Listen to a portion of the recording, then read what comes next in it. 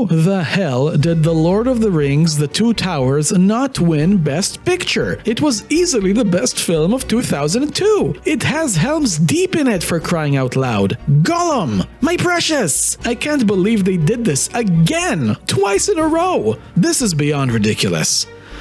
So who took the award this time then? Are you serious? Chicago? Why? Oh man. Let's just get this over with.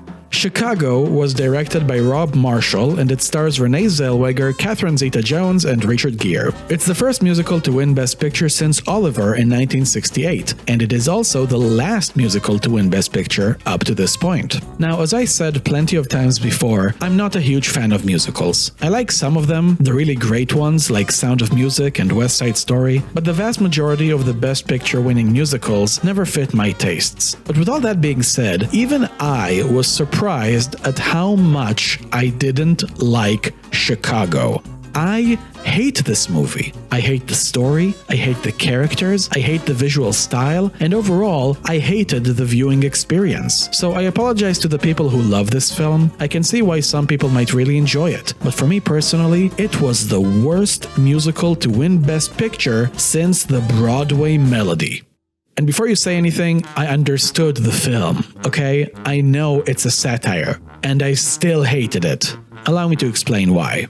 I'll start with the story. Chicago has one of the lamest, dumbest, and most outrageous setups for a plot I've ever seen. Basically, you got Roxy. She cheats on her husband with a man who claims to have connections that can get her into show business. But when he confesses that he lied in order to get in her pants, she has a meltdown and murders the guy right on the spot. Overreaction? But that's just the beginning. Later, she tries to get her husband to take the blame, claiming he was a burglar. But he isn't fooled. He understands his wife was cheating on him, so he tells the cops the truth. And how does she react? She tells him he's a disloyal husband. A disloyal husband? Coming from you? Congratulations, movie. I don't think I've ever turned my back on the main character of a film as fast as I did here. It's a new record. She spends the rest of the film in jail trying to prove her non-existing innocence in court with the help of a slimy yet silky smooth lawyer. And she never, ever,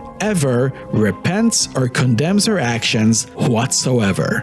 This neatly brings me to my second issue, the characters. Roxy was a terrible protagonist. She is absolutely 100% in the wrong about everything. She isn't sympathetic or likable in the slightest. She is in fact a piece of shit. A self-righteous, ungrateful, horrendous piece of shit.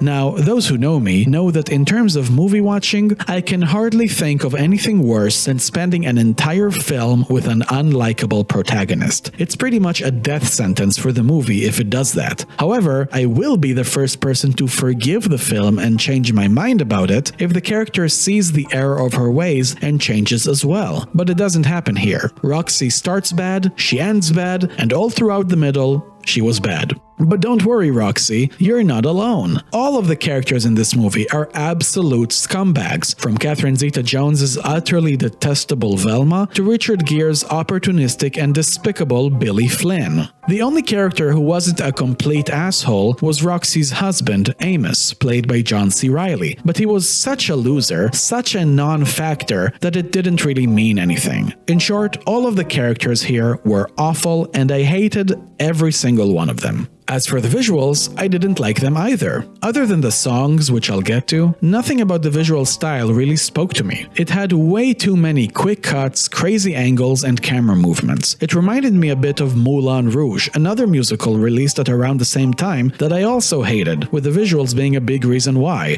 Now, Chicago wasn't nearly as bad as that one, I'll give it that, but it was still pretty bad. It was loud, popping, and crude. It doesn't have a shred of subtlety about it. It's as in your face as you can get. The only place where the visual style kinda worked was during the songs themselves, which were the best part of the film, even if it doesn't really mean much. I mean, the rest of the film is so bad. But the songs were decent enough, and there were a bunch of them that I liked. But even with the songs, I had my issues. My biggest one being how the songs were implemented in the actual film. You see, the film keeps cutting in between the regular story scenes and the Broadway vaudeville musical acts in the middle of the songs themselves, which leads to a lot of talking in between the singing. It was weird and distracting for me. I didn't really like this particular stylistic choice. Also, some of the songs were just not that great. The Queen Latifah one wasn't great, the song that introduces Billy Flynn was pretty bad, and the worst one was definitely the "She Goes, I Go, We Go" song that Velma sings.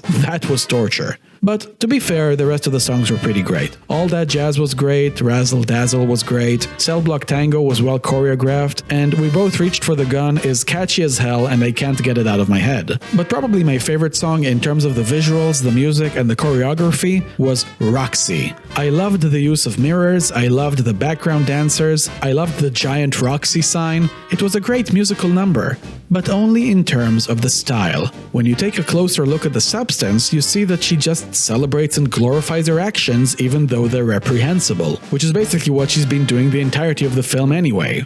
I think it's time to get into the meat and potatoes of it all. Chicago is obviously a satire, poking fun at celebrity culture, mocking the way the news media glorifies criminals, and pointing the finger at us for allowing all of this to happen. So you see, the film wants you to disapprove of these characters. Criticizing them was the intention all this time. So why are you mad, DB? You're supposed to not like these characters. It's by design. That's the film doing its job, right? Well, here's my issue in a nutshell.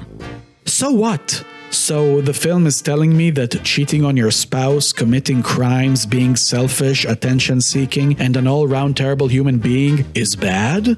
I already know all of this. I don't need this film to tell me that. And the film doesn't offer anything of substance other than that. You want to know what I wanted out of this film? How about some comeuppance, huh? Or maybe a bit of redemption? Just a tinge of morality? Something to hang on to?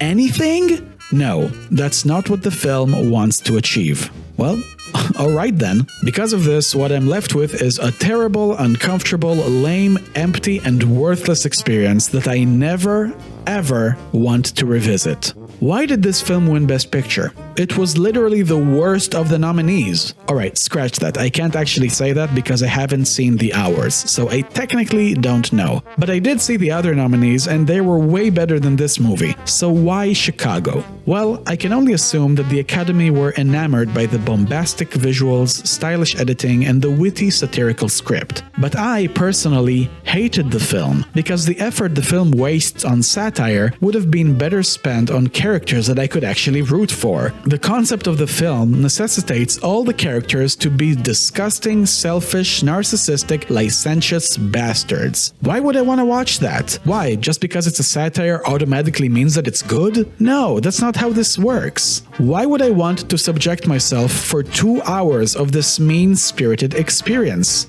I don't have an answer for you. Chicago isn't the worst Best Picture winner I've ever seen, but it's not far off. Again, apologies to all the Chicago fans out there, but when I really don't like a film, I speak my mind and I don't hold back. I guess you could say, it had it coming. Chicago is one of my least favorite Best Picture winners I've seen in some time. This is the second time in a row that The Lord of the Rings got shafted at the Oscars. I could stomach A Beautiful Mind winning, but Chicago crossed the line. This film broke me. That's it. I'm done with the Oscars. I'll continue with the marathon, but what's the point? There's nothing the Academy can do to redeem themselves now. It's too little, too late. Up next is the 76th Best Picture winner.